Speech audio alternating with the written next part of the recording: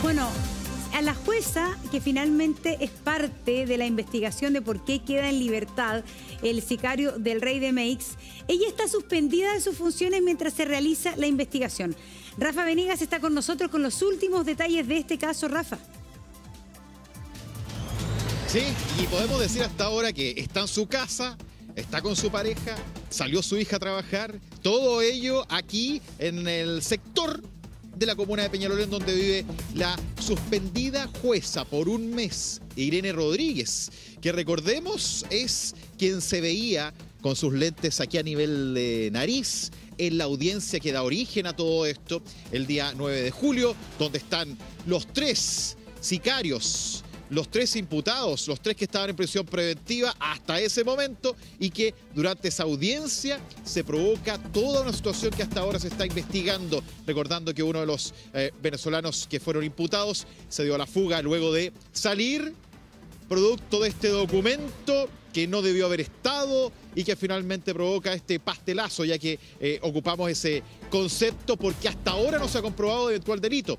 Hay una investigación en curso. Hay también una segunda funcionaria del Poder Judicial que también está siendo investigada, que además, recordemos, podría haber tenido un rol muy importante en todo esto, que sería el envío del documento que llega a Gendarmería, que revisan y que provoca la salida de uno de los detenidos producto del homicidio calificado del denominado Rey de Meix. Una mañana donde la jueza está en su hogar, donde está suspendida por un mes y que por tanto el octavo juzgado de garantía hoy día tiene a una persona menos, por lo menos en este mes. ¿Qué pasará en estos días?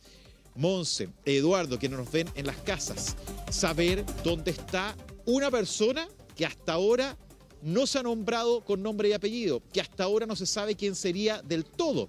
¿Quién es?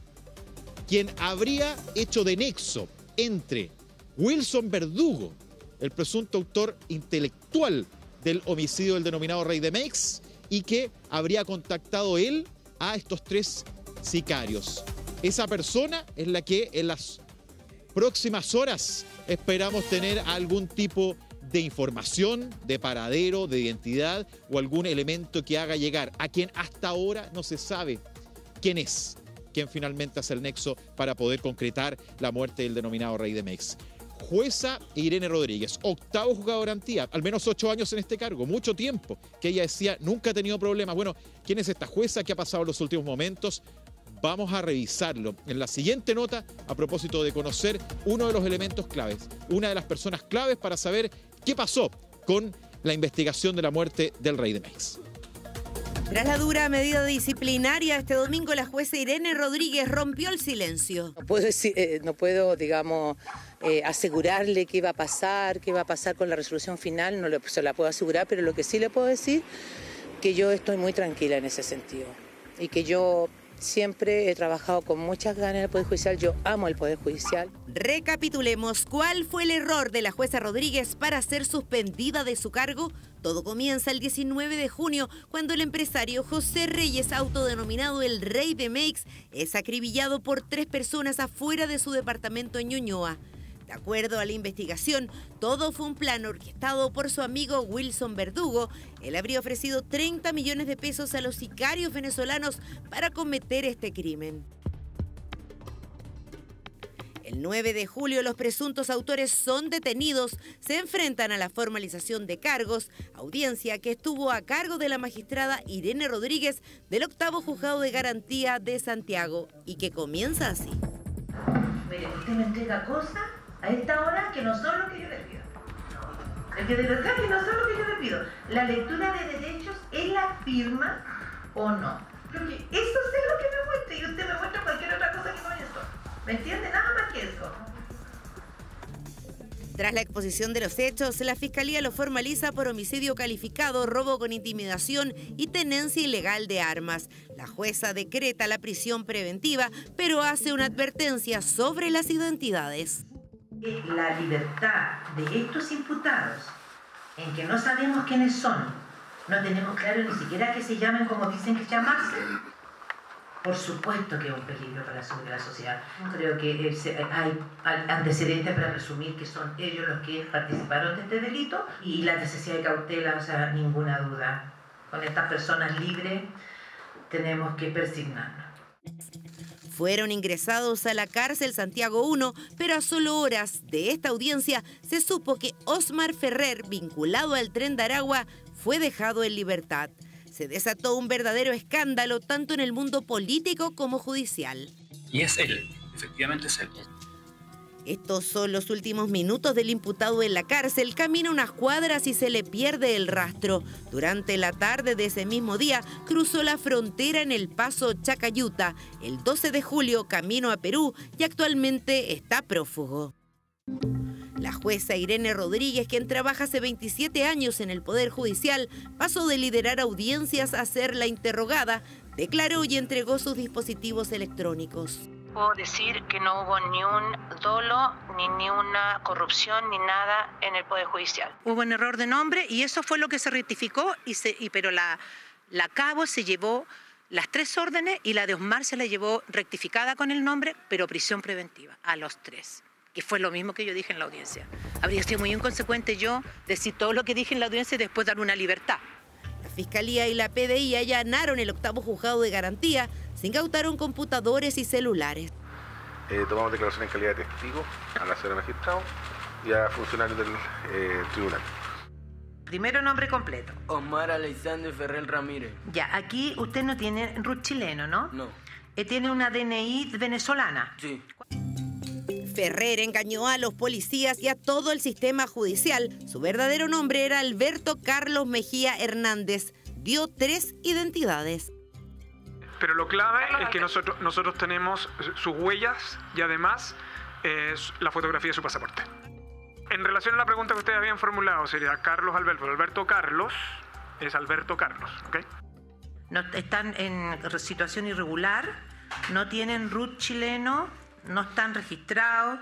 ¿Cuál habría sido el error de la jueza? Ella firmó una primera resolución decretando el ingreso de Osmar Ferrer a la cárcel, pero este documento presentó un error de tipeo en el apellido del imputado, por lo que se emitieron otros 2 nuevos oficios, uno revocando la medida cautelar que ordenaba su libertad y el siguiente, con el nombre ya corregido, ordenaba su ingreso al penal. La resolución correcta fue enviada a Gendarmería cerca de las 14 horas y el imputado fue liberado cerca de las 20 horas. Un grave error que está siendo investigado por el Ministerio Público. Deja de manifiesto que la segunda orden, me refiero a la orden de libertad, fue decretada de manera unilateral, vale decir que no estuvieron presentes los intervinientes, porque si esta orden de libertad se hubiera discutido con los intervinientes, probablemente el Ministerio Público se hubiese opuesto o eventualmente el querellante. ¿Por qué si la única forma de cambiar una cautelar es a través de una audiencia, no se chequea esa información? Mire, respecto del procedimiento, respecto de la delimitación de las responsabilidades penales y la distinción con la responsabilidad administrativa, creo que es imprudente y es prematuro que yo me refiera a esa materia porque son investigaciones que en ambos aspectos se encuentran en pleno desarrollo. Hemos dicho también que el origen del error está en una comunicación que nunca se debió haber hecho a Gendarmería de Chile. El 15 de julio, la Corte de Apelaciones de Santiago instruye un sumario disciplinario contra la magistrada Irene Rodríguez. Como primera medida, fueron suspendidas por 1 mes la titular del 8º juzgado de garantía y otra funcionaria del Poder Judicial cuya identidad y cargo no han sido revelados. Y muchas veces me ha tocado con ella en estos 8 años que llevo, muchas veces. Nunca un problema con ella, jamás, nunca. Fue el que ella confeccionó el oficio de orden de ingreso también, definitivo, como les digo, para que lo vean, porque me imagino que tienen ustedes toda esa información. Pero el último oficio, ella también lo redactó, ella me lo mandó a la firma, yo miré bien que estuviera bien el nombre y lo firmé. 8:28 de la noche, oficio número 79. Nunca más he firmado otro oficio, ni al otro día, ni nada. Asegura estar tranquila y descarta haber sido amenazada o haber recibido algún tipo de presión. Nunca he sido amenazada ni por crimen organizado, ni por nadie en especial, ni por un grupo chico, ni por alguien individual. Yo nunca he sido amenazada, nunca. Ni yo ni mi familia. Gracias al universo. En paralelo, la Fiscalía investiga para establecer las posibles responsabilidades penales en uno de los errores más graves que se haya cometido en el Poder Judicial chileno: facilitar la huida del país de un peligroso sicario. Se indagan los eventuales delitos de evasión de un detenido, negligente o doloso y falsificación de documentos. Qué increíble todo lo que ha ocurrido desde ya hace un par de semanas, tras que nos enteramos, ¿no?, de este sujeto que ya no estaba en prisión, que hoy día está en un paradero desconocido, quizás con qué identidad, y todos los focos están sobre esa mujer que ve usted en pantalla, la jueza que está suspendida. Entiendo que ella y otros funcionarios del Poder Judicial también están suspendidos y hay una investigación. Pero también aquí de fondo, aparte del rol de la jueza, si estaba durmiendo o no, de cómo la burocracia que hay en el sistema, que para hacer una corrección de un apellido hay que hacer otra audiencia, todo un proceso, o sea, una cosa muy engorrosa para algo que debería ser mucho más expedito, al punto que tenemos una persona en libertad producto de ese tipo de error. Pero me quiero quedar un rato con la jueza. Estamos también ya acá con nosotros con Matías Garretón y Alberto Prej. Matías, acá tenemos una jueza investigada, no sabemos si ella no hizo nada, si fue presionada, si va en la parada, no sabemos nada. Pero esto abre, más allá del caso de ella, abre un mundo de posibilidades sobre la penetración del poder económico en algo tan sensible como es la administración de justicia. Hace rato que ya hay penetración de poder económico en el sistema de justicia. Totalmente. Eso no es ninguna novedad. Si el tema ahora es la penetración de poder criminal o eventual penetración de poder criminal en el aparato de justicia, porque cuando llega a este nivel de negligencia, que una funcionaria, ¿no es cierto?, creámosla a la jueza, ¿ya?, pero se lleva los dos papeles, se lleva una orden de liberación que no debiera haber sido emitida, y se lleva la orden, ¿no es cierto?, corregida para que entre en prisión. Entonces, si una funcionaria, míralo desde el punto de vista de la estrategia de la organización criminal. ¿A quién te conviene corromper? ¿A un juez de varios que están en el juzgado o a un funcionario que puede ir y hacer el trámite en distintas causas? Entonces, todo puede pasar acá y no podemos descartar, o sea, no estoy inculpando antes de que se haga la investigación, ¿ya?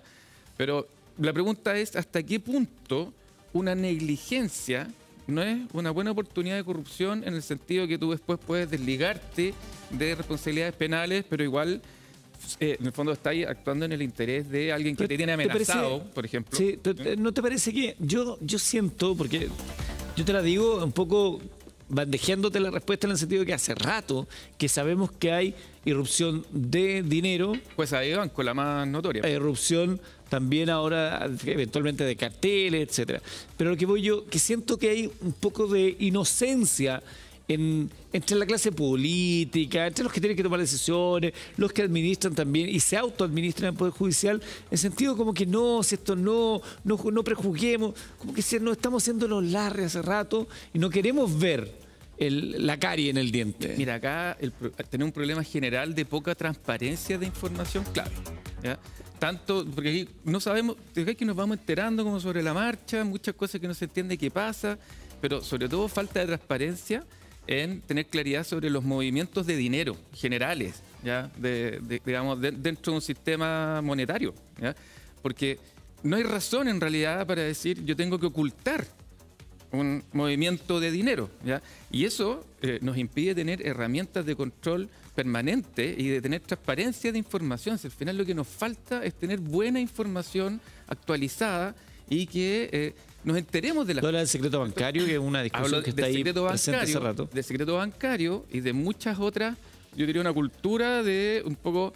Este es mi dato y no lo comparto. ¿Ya? Te fijas, como que el compartimento. Generamos muchas sombras de información en múltiples dimensiones. La más importante yo creo que es el tema bancario, pero también en otras nos dificulta compartir información que tal vez haría mucho más eficiente la persecución. A ver, Rafa Venegas, ¿qué se dice? Porque aquí recordemos que hay una funcionaria del Poder Judicial que está declarando como imputada, que es distinto a la jueza que está suspendida de su cargo.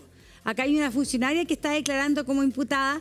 La jueza también defiende, yo no sé si a la misma persona, dice: yo llevo muchos años trabajando con esta actuaria y no he tenido ni un problema.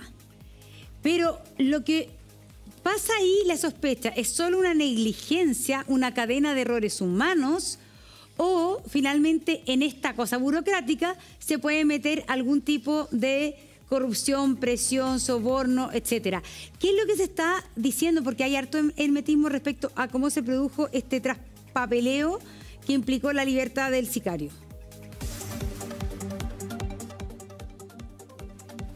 Parece el Rafael. Te perdió el retorno, Monse. Acabo de recuperar el retorno, Monse. ¿Me alcanzaste a Acabo de recuperar el retorno. A ver si me repites la última parte. Ya, te la resumo. A ver, lo que pasa es que aquí hay una funcionaria del Poder Judicial que declaró como imputada. Eso es distinto que la jueza que está suspendida para una investigación sumaria. Pero, entonces, aquí lo que se sabe, la interna que hasta el momento se conoce, es que efectivamente fue un error humano, donde esta actuaria quizás no pasó el papel correcto, o por ese error también se sospecha que es raro que ocurra y que habría habido otro tipo de delito, presión, eventual corrupción. Sí. Mira, y para eso voy a ir a los datos, Monse, que tiene que ver con lo siguiente. Uno, declaración de la jueza Irene Rodríguez, lo hizo en las últimas horas justamente aquí afuera de su casa. Ella dice, no tuve presiones, no tuve ninguna incidencia, lo que dije fue probablemente en la declaración, en la audiencia como tal, que ellos eran un peligro para la sociedad, incluso dijo deberíamos persinarnos si es que estuviesen libres, sería entonces su justificación de que en su trabajo, en su actuar, nunca estuvo en duda esta situación. Y por tanto, al momento de decir que no hubo presiones, lo que también está estableciendo es esa tajante postura de que aquí el actuar de ella defiende fue completamente limpia. Luego viene la segunda persona, interrogada el día viernes, funcionaria del Poder Judicial, sería el día viernes también, donde ese nombre no ha trascendido, pero sería la actuaria. Y esta persona habría, y esto hacemos una suerte de interpretación, habría sido quien hace este error humano. ¿Por qué digo esto? Porque el concepto de error humano lo puso la Corte Suprema al momento de establecer qué habría ocurrido y que se publica y se destaca el día viernes.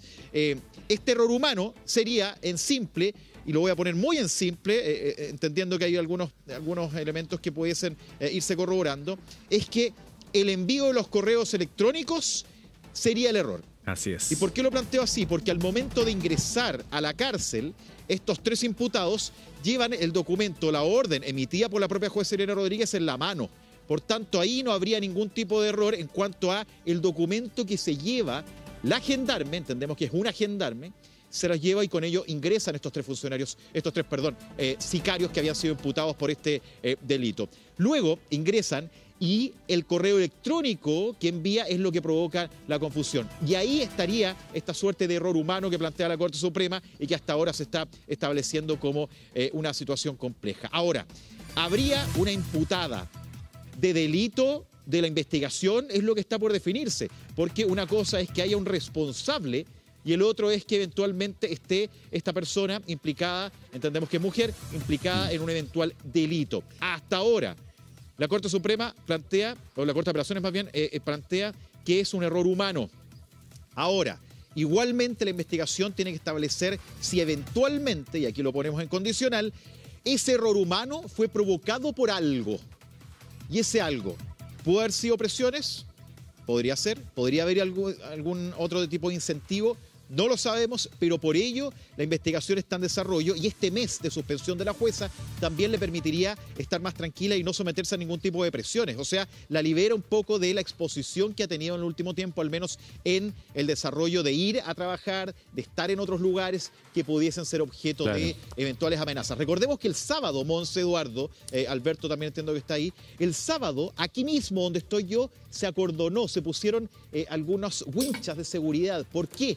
Porque la jueza Irene Rodríguez dijo que había recibido alguna suerte de llamadas que ella creía que podrían ser de amedrentamiento, de amenazas. Habría una situación que no está del todo clara, pero eran llamados que se escuchaban ruidos. Y esas llamadas provocaron la inquietud de la jueza, evidentemente, a propósito de todo lo que ha pasado, y ella la hace llamar a seguridad y luego a carabineros, y aquí se acordonó este sector, se aisló, producto de esta eventual amenaza o situación anómala que ella estaba viviendo y sentía como una presión. Por ello, me parece también que esta suspensión alivia, entre comillas, el actuar de la jueza, que ha sido muy tajante al descartar presiones, descartar pagos, descartar un error como tal, sino que esto sería una situación bien compleja. ¿Rafa? Y todo esto, Monse, Eduardo, y quienes nos ven hasta ahora, a propósito de lo que va a ser este mes en la casa y que se sigue investigando, no hay ningún tipo de inconveniente. Entiendo que eso de los llamados fue descartado porque las personas que estaban llamando eran personas conocidas de ella, era solamente un problema de señal. Eso entiendo yo que es lo que ocurrió finalmente con esa amenaza y se descartó. Ahora quiero volver aquí con Alberto Prej respecto a esta situación de un error dentro de la burocracia. Porque si conocemos cómo funciona, es fácil meter un error para generar lo que vino a continuación. Por lo tanto, eventualmente si podemos tener efectivamente un error, pero puede ser un error provocado. Nos quisimos equivocar mandando al disléxico a escribir Ferrer para después generar lo que vino a continuación. Sí, a ver, aquí ya hay ciertas cosas, partes de este puzzle casi peliculesco, que van quedando relativamente claros. Primero, aquí los formatos que tiene el sistema son formatos muy desafortunados, por decirlo menos. Porque para poder corregir un error lingüístico, un error de ortografía, tenemos que poner y se deje en libertad a alguien que nunca estuvo preso. Claro. Porque el señor Ferrer nunca existió, nunca estuvo preso. El otro tampoco existió, después nos enteramos. Eso es lo primero, pero lo segundo también, y es por eso que hoy día hay una persona que está con la calidad de imputada, es que hay un correo electrónico que nunca debió haber sido enviado. Porque el error de tipo, el error de escritura que tenía el tribunal era un error interno. Un error que se debería haber solucionado en el seno del Poder Judicial, que nunca debió haber sido comunicado a Gendarmería. Y se le envía el correo electrónico. Y uno podría decir, pero bueno, se envió un correo electrónico con 3 resoluciones y se me coló una, me equivoqué en apretar. A cualquiera nos puede pasar. ¿Quién nos ha mandado un correo electrónico que no debía haber mandado y uno dice, chuta, la embarré, rescatémoslo? Pero este no fue el caso, porque los correos electrónicos, como bien lo explicaba de hecho la jueza Chevesic el primer día, fueron con tiempos distintos. Claro. Y entonces significa que hubo una intención de adjuntar esa resolución a Gendarmería. Y eso es lo que hoy día se está investigando. Efectivamente, puede eso haber sido un error humano, pero ese error humano puede haber sido mediado de alguna otra cosa, no necesariamente dinero, también puede ser la amenaza, también puede ser incluso la falta de experiencia, la negligencia. Que no sería el caso porque la jueza la defiende. Exacto, la defiende, pero supongamos que incluso haya sido la negligencia que lleva a que se libere una persona que, bueno, al final nos enteramos que tampoco liberamos a quien estaba dentro de la cárcel, porque nunca fue el señor Ferrer el que estaba, sino el señor Mejía. Así es. Rafa Venegas, yo creo que también la atención va a perfilar a este mundo, a el señor Wilson Verdugo y al rey de Meix, que si bien, claro, acá hay una víctima con un asesinato que uno ve las imágenes y es horroroso, terrible, brutal, pero también ya empiezan a aparecer las voces porque incluso la viuda del rey de Meix dice que su marido se dedicaba a prestar plata. Eso lo reconoce el propio entorno del rey de Meix. Nadie lo ocultó. Pero obviamente que también esa es una arista investigativa. Pero la personalidad de estos dos personajes, a qué se dedicaban, es clave, ¿no? Sí. José Felipe Reyes Osa, 43 años, llamado el rey de Meix, quien pierde la vida el 19 de junio cuando es atacado por estas personas que, según la investigación, según lo que sabemos, habrían sido contactadas y contratadas para terminar con su vida o para al menos hacerle daño, que es parte de la investigación, por quien había sido por mucho tiempo, socio, amigo, compinche, si usted lo llama también de una forma, una cercanía tremenda. ¿Sabe cómo le decía el rey de Meix, José Reyes, a Wilson Verdugo, quien supuestamente planificó el matar? Le decía el papi Wilson.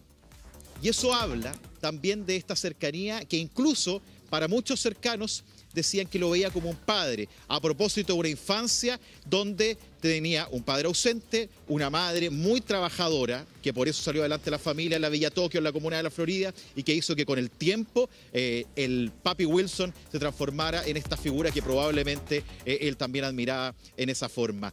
¿Quién es el rey de Meix? ¿Qué pasó en los últimos datos? ¿Cómo es que Wilson Verdugo finalmente habría planificado todo esto? Vamos a revisar la nota de Bastián Lubetich que da cuenta de este hecho que aún tiene mucho que contar y esclarecer.